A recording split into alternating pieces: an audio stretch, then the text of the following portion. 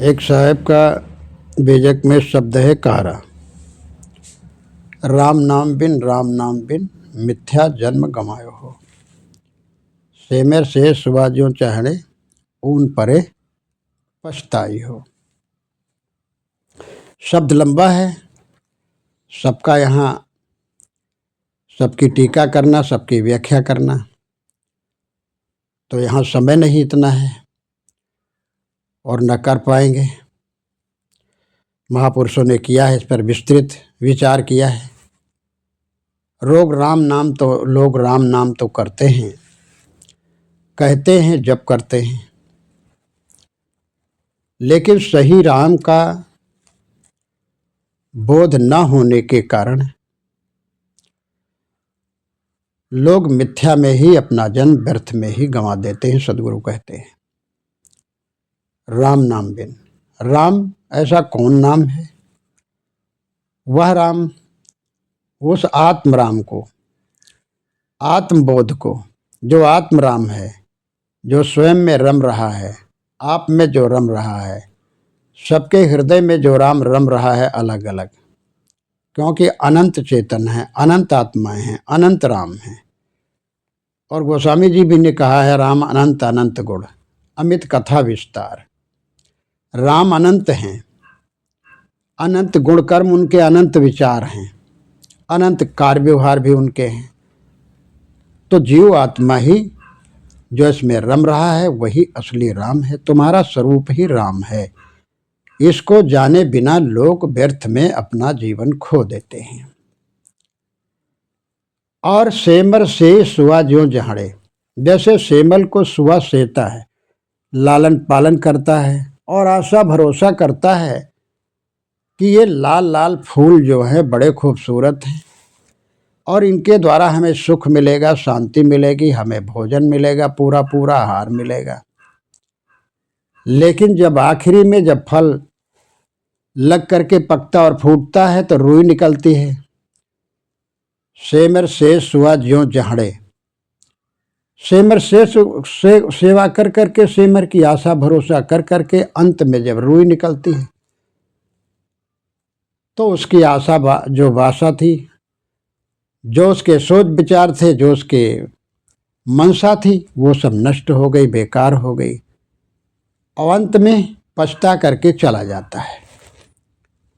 सुग्गा मानो हमारा यानी मनुष्य है, वह तमाम तरह के कहीं ऊपर हैं, कहीं नीचे हैं, कहीं कहीं हैं, कहीं शिवलोक में हैं, कहीं साकेत लोक में भगवान हैं, कहीं कहीं हैं, कहीं किसी का नाम जप जप कर करके मानो सेमर से रहे हैं। तो सेमर से करके मिथ्या मान्यताओं के पीछे दौड़ना, उनका जप करना, उनका ध्यान करना, मानो सेमर को सेना है, सेमर की सेवा करना है। इसलिए सेमर की सेवा न कर करके बाहर की दौड़ रोको, अंदर में जाओ।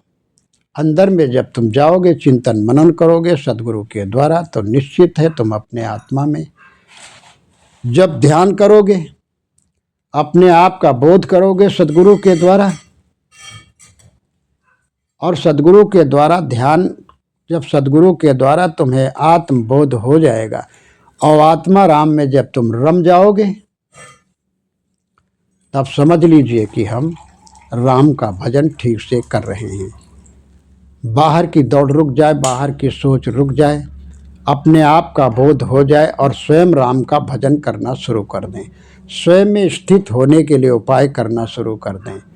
स्वयं के मनन चिंतन में हम हर समय डूबे रहें, तो समझ लीजिए हम राम का भजन कर रहे हैं। अन्यथा ऐसे राम नाम के राम नाम जप लो, क्योंकि राम नाम जप के नुस्खे बहुत बांटे गए हैं कि राम का जप कर लो, राम नाम जप लो, बस तुम्हारा कल्याण हो जाएगा, तुम्हें मुक्ति मिल जाएगी। ऐसे ऐसे नुस्खे बांटे गए हैं।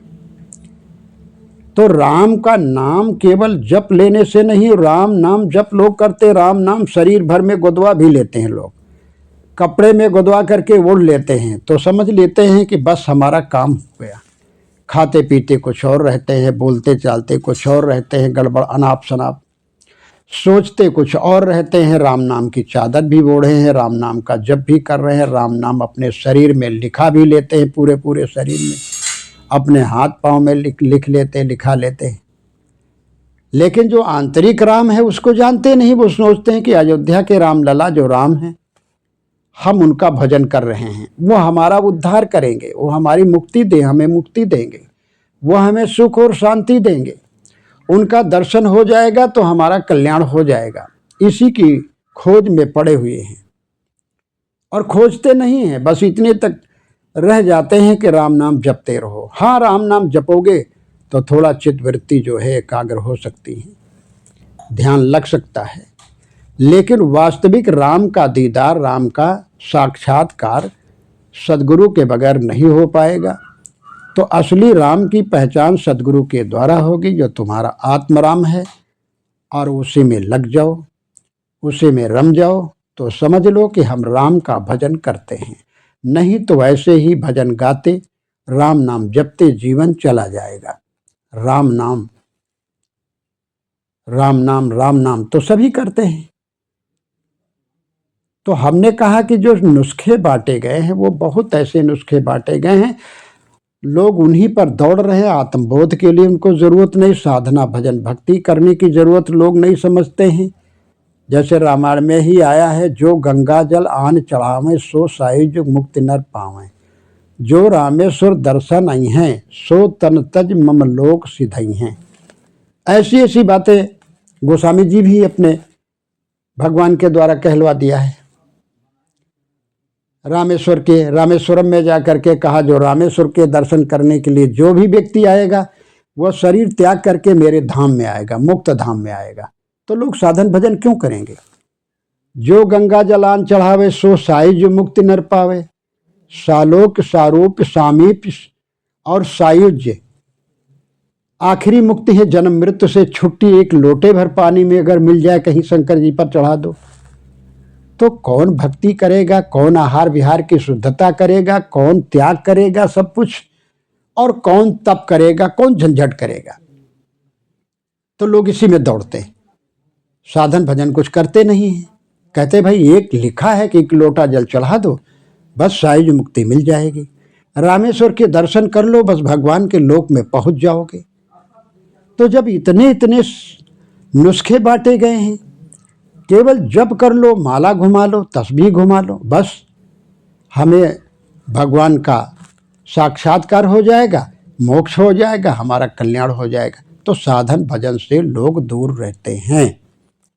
इसलिए साहब कहते हैं, राम नाम बिन मिथ्या जन्म गमाए हो। राम नाम बिन, जो नाम आत्म तत्व, चेतन तत्व, स्वतत्व, जब तक इसी को ब्रह्म तत्व कहते हैं, इसी को अयम आत्मा ब्रह्म, प्रज्ञानम ब्रह्म, जीव ब्रह्म नापराहा, इस तरह धर्मशास्त्रों में, उपनिषदों में कहा गया है। तो जब तक इसका आत्मा राम का बोध नहीं होगा और उसके ध्यान, उसके साक्षात्कार में हम लगेंगे नहीं, साधना में नहीं लगेंगे, तब तक हमारा जो है समझ लीजिए वो राम नाम का जप नहीं है, भजन नहीं है। इसलिए हमें बोलना चाहिए कि अजर हम, अमर हम, अखंडम अनुपम, अहम शुद्ध चैतन्य ज्ञान स्वरूपम।